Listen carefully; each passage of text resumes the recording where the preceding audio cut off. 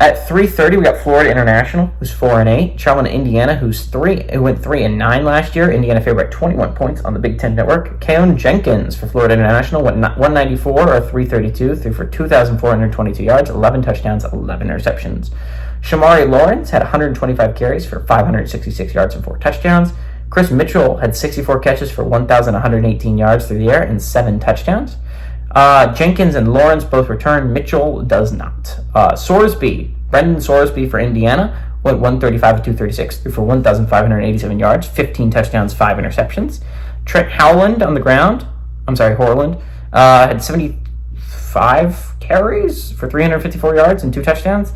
And Donovan McCulley had 48 catches for 644 yards and 6 touchdowns. Sorsby and Harland are both gone, but McCulley does come back for this game. Indiana is 3-0 all-time against Florida International from 2015 to 2018. No one-possession games, by the way, in any of these. I don't think Indiana is going to be great this year. I'll get that right off the bat. Indiana last year was bad. I mean, like, they could have made a run, honestly, at the end. I was looking at them like, oh my God, guys, you're sitting at 3-6, but your last 3 games are all winnable football games. And then they didn't. They lost a lot of them. It was just like, oh, never mind, guys. You can just suck, I guess. And there's a reason why I think Tom Allen was fired. And he's the new DC at Penn State now, which, I mean, I guess it's not that big of a downgrade, but you lose your head coaching job.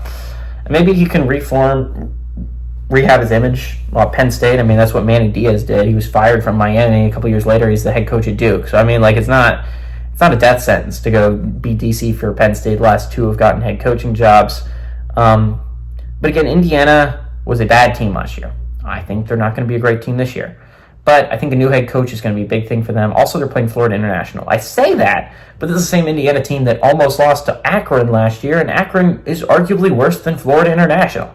So it's like, I would love to say I have complete confidence in Indiana that they're going to win this game. They're a Power 4 football team. They're playing against a Group of 5 team that's bad. I would love to be like, I have complete confidence Indiana's going to run away with this football game. I don't have complete confidence Indiana's going to run away with this football game. They let Akron stay in it for so long, and if Akron doesn't miss a chip shot game winner, Indiana loses to Akron, a team that won 2 games last year. They went 2-10. They would have gone 3-9 last year if they didn't blow it against Indiana. I think Indiana's going to win this game. I don't have complete confidence. I think Indiana might be the worst team in the Big Ten this year.